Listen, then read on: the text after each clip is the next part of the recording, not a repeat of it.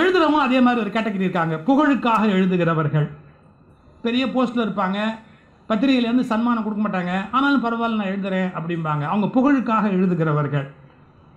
பணத்திற்காக எழுதுகிறவர்கள். இது வந்தால் தான் வாழ்க்கையை நடத்த முடியும், பத்திரிகையிலேருந்து பணம் வந்தால் தான் பண்ண முடியும், புஸ்தகம் விற்று காசு வந்தால் தான் பண்ண முடியும், அப்புறம் அந்த பணத்துக்காக எழுதுறேங்கிறதுக்காக இந்த நம்ம புஸ்தகம்னா அதில் இந்த கவர்ச்சியெல்லாம் இருக்கணும், இது மாதிரியான சில்மிஷங்கள்லாம் இருக்கணும், அப்போ தான் அந்த புஸ்தகம் விற்கும் அப்படின்னு பணத்துக்காக எழுதுகிறவங்க. இதை விட எழுத்தாளர்களில் ஒரு கேட்டகரி இருக்காங்க. யார் தெரியுங்களா? அவங்க மனசில் இருக்கிற சுமையை இறக்கி வைக்கிறதுக்காகவே எழுதுகிறோம். ரொம்ப வருஷமாக மனசில் ஒரு சுமை இருக்கும், அதை ஏதாவது ஒரு கதையில் எழுதிடுவாங்க. யார்கிட்டையும் சொல்ல முடியாத ஒரு கஷ்டமாக இருக்கும், அதை அழகாக ஒரு கதையில் எழுதி முடிச்சுடுவாங்க. அவங்க மிகச்சிறந்த அந்த எழுத்து படைப்பில் பார்த்தா ரொம்ப பிரமாதமாக இருக்கும். ஏன்னு கேட்டால் அவங்க மனசில் இருக்கிற ரொம்ப பெரிய சுமையை ஒரு எழுத்து மூலமாக இறக்கி வச்சுருப்பாங்க. அவங்களுடைய கவலையை இறக்கி வைக்கிறதுக்கு எழுதுவது என்பது ஒன்று. இன்னும் சில பேர் புரட்சி உண்டாக்குவதற்காக எழுதுவார்கள். இன்னும் சில பேர் உலகம் தெளிவடையணும், ஞானம் அடையணும் அப்படிங்கிறதுக்காக எழுதுவாங்க. இன்னும் சில பேர் அடுத்தவன் எழுதுனது அப்படியே தாம் பேரில் போட்டு எழுதுவாங்க.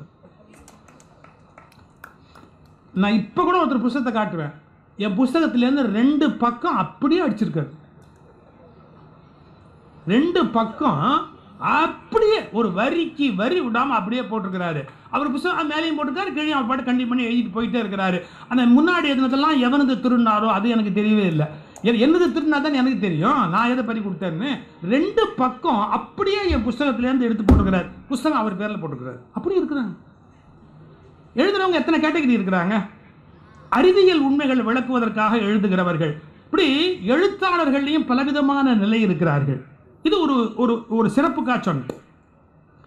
ரொம்ப படிக்க விரும்புகிறவங்களுக்கு ஒரு கருத்து சொல்லிடுறேன். இந்த புஸ்தகத்தை நான் படிக்கணும் அப்படின்னு நினச்சா உங்களால் முடியாது. இந்த நான் சொல்கிறது ஒரு பெரிய ஒரு அடையாளத்துக்கு சொல்கிறேன். இப்போ பரமசிவம் அவருடைய எல்லா புஸ்தகமும் எனக்கு தொகுப்பு வேணும் அப்படின்னு சொல்லி இன்னும் நான் பணம் கொடுத்துட்றேன். அந்த புஸ்தகம் எனக்கு வேணும்னு சொல்லி நான் அந்த புஸ்தகத்தை கொண்டு வர சொன்னேன். எனக்கு அவருடைய எழுத்து ரொம்ப பிடிக்கும், பரமசிவனுடைய எழுத்து. ஏன்னா எந்த பக்கத்தை திருப்பினாலும் இது வரைக்கும் நீங்கள் தெரிஞ்சுக்காத ஏதாவது ஒரு செய்தி இருக்கும். ஏதோ ஒரு புதிய செய்தி பரமசிவனுடைய எழுத்தில் கண்டிப்பாக இருக்கும், இல்லாத இடமே இருக்காது. அது ஒரு ஆச்சரியம் தான் அவருடைய எழுத்தில். இப்போ அவ்வளோ பெரிய புத்தகத்தை நான் படிக்கணும்னா பாருங்களேன், இவ்வளோ பெருசாக இருக்குன்னு வச்சுங்களேன், டெய்லி எடுத்துட்டு வச்சுருவோம். பெருசாக இருக்குது, படிக்கலாம், அப்புறம் படிக்கலாம். பெருசாக இருக்குது, நம்ம அப்புறமா படிக்கலாம். பெருசாக இருக்குது. நீங்கள் படிக்கிறதுக்கு ஈஸியான டெக்னிக் என்னன்னு கேட்டால், டெய்லி 10 பக்கம் படிக்கணும்னு மட்டும் முடிவு பண்ணணும். 10 பக்கம் படித்தா போகிறோம் அப்படின்னு முடிவு பண்ணிக்கோங்க. நீங்கள் தினந்தோறும் 10 பக்கம் படிக்கணும்னு முடிவு பண்ணிட்டா ஒரு 10 நாளில் முடிச்சுடலாம். இவ்வளோ பெரிய புத்தகத்தை நான் படிக்க போகிறேன்னு நினச்சா படிக்காமே ஒத்தி வச்சுக்கிட்டே போவோம். அதை நீங்கள் ஆரஞ்சியை முழுசாக திங்க முடியும், சொல்லையாக தானே திங்க முடியும். அதே மாதிரி புத்தகத்தையும் 10 பக்கமாக தான் படிக்க முடியும். குறைஞ்சபட்சம் 2 அத்தியாயம் இப்படி வச்சுக்கிட்டா நிறைய புத்தகத்தை வாழ்க்கையில் படித்து முடிக்க முடியும். படிக்க விரும்புகிறவங்களுக்கான ஒரு யோசனை சொன்னேன். சரி, எழுத்தாளனாக இருக்கிறான். எழுதுறவன் எழுத்தில் மிகப்பெரிய வெற்றி பெற்றவங்க எவ்வளோ பேர்? எழுத்தில் முழு நேர வெற்றி பெற முடியுதா? சில பேர் வெற்றி பெறலாம். நான் பாலகுமாரன் விழாவே அதை சொன்னேன். முழு நேர எழுத்தாளனாக இருந்து சௌக்கியமான ஒரு நல்ல வாழ்க்கை அமையிறது அப்படிங்கிறது அவ்வளோ சுலபம் இல்லை. இவ்வளவு புத்தகங்கள் படிக்கிற பழக்கம் கூட முழு நேர எழுத்தாளனாக இருந்து முழு வெற்றியாக இருக்கிறதுங்கிறது அவ்வளோ சுலபம் இல்லை, கஷ்டம். நான் புத்தகத்தில் எழுத்தாளனாகவும் இருந்தேன், நானே பப்ளிஷராகவும் இருப்பேன், நானே பேச்சாளராகவும் இருப்பேன், நானே சிடி வியாபாரியாகவும் இருப்பேன், நானே சிடி கம்பெனி ஓனராகவும் இருப்பேன், எல்லாமா இருப்பேன். 10 பாயிண்ட் சௌக்கியமாக இருக்கிறேன், அதில் எந்த டவுட்டுமே கிடையாது. இப்போ தனி எழுத்தாளனா மட்டும் இருந்தால் என்னால் இவ்வளோ ஜீவிக்க முடியுமான்னு தெரியல.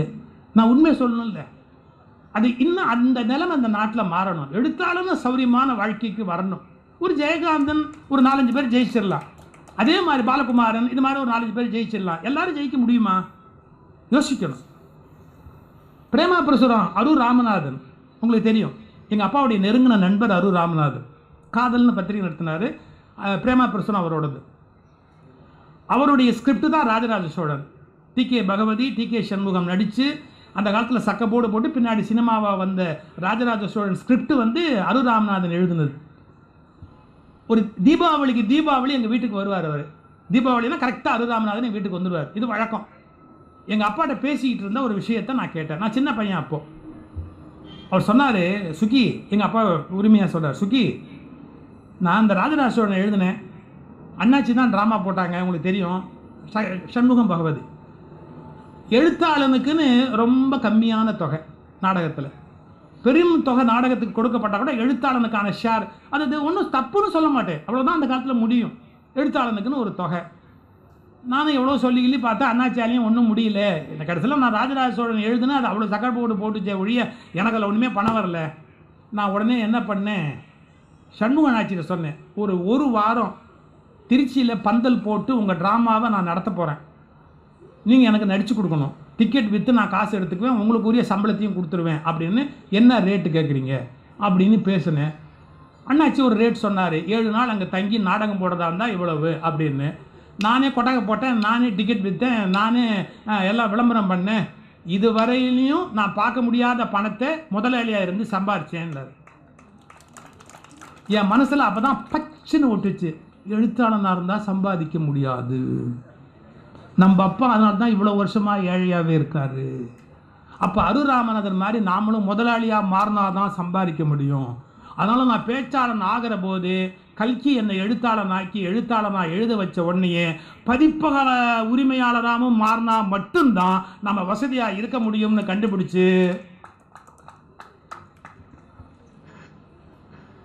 எல்லா உண்மைகளையும் நான் சொல்லணும்ல. எழுத்தாளனே சார் பாரதி எவ்வளவு கனவு கண்டு கஷ்டப்பட்டான் சார்.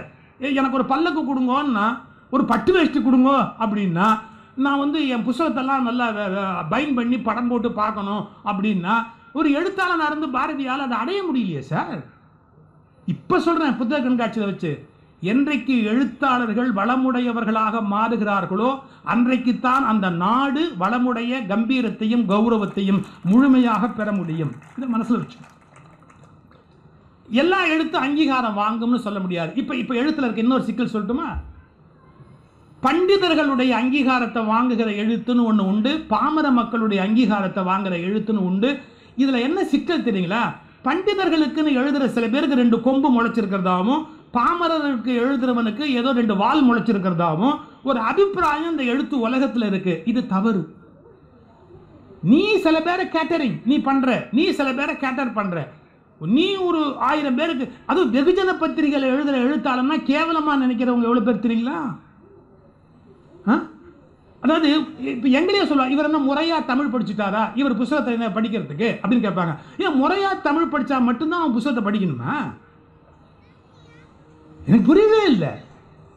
இப்போ எம்ஏ படித்து பல்கலைக்கழகத்தில் தமிழ்லேயே டாக்டரேட் வாங்கினாதான் அவன் தமிழில் பெரிய அறிவாளின்னு அர்த்தமா?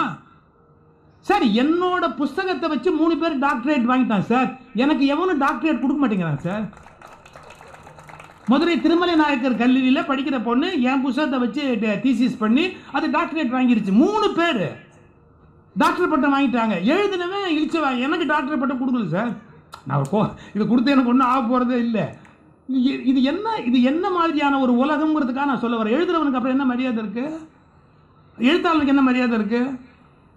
அதாவது வெகுஜன மக்களுக்கு எழுதுறவன்னு சொன்னா, இந்த முறைப்படி படித்த சில ஒரு பல்கலைக்கழக அகாடமி இந்த மாதிரிலாம் உட்கார்றாங்க பாருங்க, அவங்களுக்கு என்னமோ இந்த வெகுஜன பத்திரிகை எழுதுறவெல்லாம் ஒரு கிள்ளிக்கிற மாதிரி ஒரு நினைப்பு இருக்கு. தப்புன்றா, ஒன்னால இவனை தொட முடியாது, ஒருவேளை அவனால ஒன்ன தொட முடியாம இருக்கலாம். அது மாதிரி இவன் தொட்டவனை எல்லாம் ஒன்னால தொட முடியாது. ஆனா மதிக்கணும். நான் சொல்றேன், நான் ஒன்ன மதிக்கணும், நீ என்ன மதிக்கணும், அதான் மரியாதை. 2 இன்சிடென்ட் சொல்ற பாருங்க. கோபாலகிருஷ்ண பாரதியார் நந்தனார் சரித்திர கீர்த்தனை எழுதினார். யாருக்கு எழுதினார் நந்தனார் சரித்திர கீர்த்தனை? வயல்வெளியில் உழறவன், சிரிக்கிறவன், பாடுறவன், ஆடுறவன், கிராமத்தில் இருக்கிறவன் எல்லாருக்குமே ஒரு கதை தெரியட்டுமேன்னு நந்தனார் சரித்திர கீர்த்தனை எழுதுறாரு கோபாலகிருஷ்ண பாரதியார். ஆனால் அப்ரூவல்னு ஒன்று வேணும் இல்லை? யார்கிட்ட போய் கேட்டாட்டீங்களா? அப்ரூவல் வேணும்னு மகாவித்வான் மீனாட்சி சுந்தரம் பிள்ளை போய் கேட்குறாரு. ஏன்னா அவர் ஸ்காலரில் பெரிய ஸ்காலர், பிள்ளைவாள் பெரிய ஸ்காலர் மகாவித்வான் மீனாட்சி சுந்தரம் பிள்ளை. அவர் வீட்டில் போய் தயவுசெய்து எனக்கு என் பாட்டுக்கு நீங்கள் பாயிரம் கொடுங்கோ, முன்னுரை பாயிரம்னா வாழ்த்து பாயிரம் கொடுங்கோ அப்படின்னு கோபாலகிருஷ்ண பாரதியார் மீனாட்சி சுந்தரம் பிள்ளைகிட்ட தன்னுடைய நந்தனார் சரித்திர கீர்த்தனை கேட்குறாரு. மீனாட்சி சுந்தரம் பிள்ளை சொன்னார், இலக்கண பிழையுடைய பாடல்களுக்கு பாயிரம் கொடுப்பது நமக்கு வழக்கம் இல்லைன்ட்டு. ஐ வில் நாட் அக்ரி, கொடுக்க முடியாது. எப்படி ஒத்துக்க முடியும்? பண்டிதர் அவர், இவரது பாமரன் பாடுற பாட்டு கொடுக்க முடியாது அப்படின்ட்டார். கோபாலகிருஷ்ண பாரதியார் ஒன்றும் அல்ல, அவர் வீட்டு திண்ணையிலே உட்காந்துக்கிட்டார். தான் எழுதின பாட்டை பாட ஆரம்பித்தார்.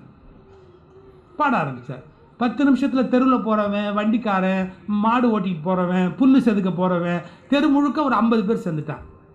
கோபாலகிருஷ்ண பாரதியார் பாடுறதை கேட்டவன் ஆ ஆ எல்லாரும் தலையை ஆட்டி ரசித்து அப்படியே ஆன உடனே மீனாட்சி சுந்தரம் பிள்ளை வெளியில் வந்து இப்படி பார்த்தார். ஒரு வார்த்தை சொன்னார், இவர்களையெல்லாம் என்னுடைய தமிழ் எட்டுவதற்கு வாய்ப்பில்லை. உம்முடைய தமிழ் இவர்களையெல்லாம் தொடுகிறது என்றால், உம்முடைய தமிழ் இவர்களையெல்லாம் தொடுகிறது என்றால், நான் உம்மை மதிப்பதற்கு கடமைப்பட்டவன். உள்ளே வாரும், பாயிரம் எழுதி தருகிறேன் வா. அதுதான் சார் பண்பாடு. அதாவது பாமர மக்களுக்கு ஒரு விஷயத்தை சொல்லிட்டாப்லேயே அவன் என்னமோ ரொம்ப கீழா போயிட்டவன்ற மாதிரி நினைப்புல ஒரு பண்டிதத்தனத்தோடு எழுத்துல உயர்வா தன்னை நினைச்சுக்கிட்டு அந்த புஸ்தகம் ஒஸ்தி, இந்த புஸ்தகம் மட்டும் அப்படிலாம் கிடையாது. மக்களுக்கு எல்லாத்தையும் கொண்டு போறது என்ன அவ்வளவு சுலபமா? ஒரு விஷயத்தை மக்கள் பெருவாரியான மக்கள் மத்தியில் கொண்டு போவது பெரிய சுலபமா? இப்போ நான் கூட பெரிய பெரிய விஷயங்களே ஆயிரக்கணக்கான மக்களுக்கு போகணுமேங்கிறதுக்காக கொஞ்சம் நகைச்சுவை சேர்த்து ஏதாவது ஒரு ஜிம்மிக்ஸ் ஏதாவது ஒன்று பண்ணி பேச்சில் வைப்போம். இவர் ஆழமாக பேச மாட்டார், ரொம்ப விளையாட்டாக பேசுவார். உனக்கு தெரியுமா, ஆழமான விஷயம் எவனை இது வரைக்கும் தொட்டதில்லையோ அவனுக்கு கொண்டு போகணுங்கிற அக்கறையில் பேசுகிறோங்கிறது எத்தனை பேருக்கு தெரியும்? அதாவது தெருமுனையில் உட்காந்து வேடிக்கை பார்த்துக்கிட்டு இருக்கிறவனுக்கும் தெரிய முடியாத பல விஷயங்களை கொண்டு போகணுங்கிற ஒரு வேட்கையினால நாங்கள் பேசுகிறோம். இவர் சும்மா சாதாரண ஜனங்க கைத்தட்டுற மாதிரி என்னமோ பேசிட்டு போவார், இவருக்கு ஒன்றும் ஆழமான அறிவு கிடையாது அப்படின்னா தவறு. அது பாமர மக்களையும் தொடக்கூடிய வகையில் படைப்புகளை தருகிறவர்களும் பாராட்டத்தக்கவர்கள் என்பதை பண்டிதர்களும் புரிந்து கொண்டால் மட்டும்தான் எழுத்து முழுமைப்படும் என்பதை நான் இந்த இடத்தில் சொல்லிக்கொள்ள விரும்புகிறேன். இன்னொன்று சார், நமக்கு ஒரு மாற்று கருத்து இருக்கலாம். இப்போ ஒரு புத்தகத்தில் வந்த கருத்தை நம்ம ஏற்றுக்கலாம், ஏற்றுக்காம கூட போகலாம். ஆனால் மறுக்கிற போது ஒரு நாகரிகம் இருக்கணுமா இல்லையா? இன்னைக்கு பேச்சுலகத்திலையும் சரி எழுத்துலகத்திலையும் சரி அந்த நாகரிகத்தையே காணுமே. ஒருத்தர் எழுதின கருத்து தவறுனா என்ன சொல்லணும்? அவருடைய கருத்து என்னால் ஏற்றுக்கொள்ள முடியாது, அந்த கருத்து பிழையுடையது. ஏன் பிழையுடையது? 1 2 3 4 5 6 இந்த காரணம், இந்த கருத்து பிழையுடையது. நீ கட்டுரை எழுது.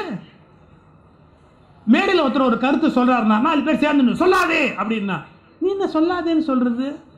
உனக்கு வசதி இருந்தால் ஒரு மேடை போட்டு பேசு, இல்லை உன்னை மதித்து எவனாவது கூப்பிட்டா அங்கே போய் பேசு. எவனுமே உன்னை கூப்பிடல, எவனோ மேடையில் பேசிக்கிட்டு இருக்கிறான், இதை சொல்லாதே அப்படின்னா அப்படி சொல்ல உனக்கு என்ன ரைட் இருக்கு? ஒருவருடைய கருத்து நமக்கு பிடிக்கலன்னா கூட உன்னுடைய வாய்ப்பு வரும்போது தான் நீ மறுக்கணுமே ஒழிய, உன் தளத்திலிருந்து தான் மறுக்கணுமே ஒழிய, வன்முறையை பயன்படுத்தி எழுத்தையோ பேச்சையோ நெசுக்குவது கருத்து சுதந்திரத்துக்கு நல்லது அல்ல. முரண்படலாம். நான் இப்போ ஒரு உதாரணம் சொல்லுவாங்களேன், வள்ளலாரை விட மேன்மையான ஒரு ஆன்மாவை பார்க்க முடியுமா? அருட்பிரகாச ஜோதி வள்ளலாரை விட ஒரு மேன்மையான ஒரு உயிரை நம்ம பார்க்க முடியும் அந்த உலகத்தில் அறிவிக்க வந்த பேர் அருளாள். சரி, அவர் எழுதின திருவருட்பாவை திருமுறைகளில் வைக்கிறதுக்கு ஆறுமுக நாவலருக்கு சம்மதம் இல்லை. ஆறுமுக நாவலர் மறுக்கிறாரு, கோர்ட்டுக்கு போயிட்டாரு. இதை திருமுறைன்னு நீங்கள் பண்ணக்கூடாது அப்படின்னு கோர்ட்டுக்கு போறாரு ஆறுமுக நாவலர். தப்பே கிடையாது. நான் வள்ளலாரையும் ரொம்ப மதிக்கிறேன். ஆறுமுக நாவலருடைய இன்டெகிரிட்டி இருக்கு பார்த்தீங்களா, அதை நம்ம குறைச்சி மதிப்பிட முடியாது. நம் கருத்தை எதிர்ப்பதாலேயே அவன் நம்முடைய விரோதி அல்ல. நம் கருத்தை எதிர்ப்பதாலேயே அவன் நம்முடைய விரோதி அல்ல. நான் ஒரு முகத்தை காப்பாற்ற விரும்புகிற போது அவர் அதே ஒன்றின் வேறொரு முகத்தை அவர் காப்பாற்ற விரும்புகிறார். எனவே அவரை நான் கீழ்த்தரமாக பேசுவதற்கு எனக்கு உரிமை இல்லை. இது இன்னும் நாட்டில் புரியவே இல்லையே. நான் முதல்லயே இந்த சொன்ன பார்த்தீங்களா, முருகன் ஸ்கந்தனை பற்றி நான் பேசின போது என் கருத்து தவறுன்னு கட்டுரை எழுதலாம், புஸ்தகம் எழுதலாம், ஒரு மீடியாவில் பேசலாம். எனக்கு ஒருத்தவன் என்ன போட்டான்னு தெரியுங்களா, முருகனும் சுப்பிரமணியரும் வேறு வேறு என்றால் உன் அப்பாவும் உன் அம்மாவின் கணவரும் வேறு வேறா? என்ன வார்த்தை இது? என்ன வார்த்தை இது? நான் என்ன சொல்றேன், ஒரு ஆராய்ச்சியிலேருந்து படித்த விஷயத்தை சொல்றேன். நீ என்ன சொல்லணும்? இல்லையே அது இந்த நூற்றாண்டில் அப்படி இல்லை, இது ஆதியிலேருந்து இப்படி இருந்தது, இது இந்த சார்ந்து இருக்கு, அப்படிதானே பேசணும். அப்போ என்னை நீ காயப்படுத்தணுங்கிற எண்ணத்தோட என்ன பண்ற, ஒரு கருத்து சொன்னா எவ்வளவு அநாகரிகமாக அதுக்கு ஒரு கமெண்ட் போட முடியுமோ, ஃபேஸ்புக்கு அது இதுன்னு இப்போ வந்து போய் யார் வேணாலும் என்ன வேணாலும் எழுதலாம் அப்படின்னா பெரிய பெரிய மரியாதைகள்லாம் அர்த்தம் இல்லாமே போயிடுது.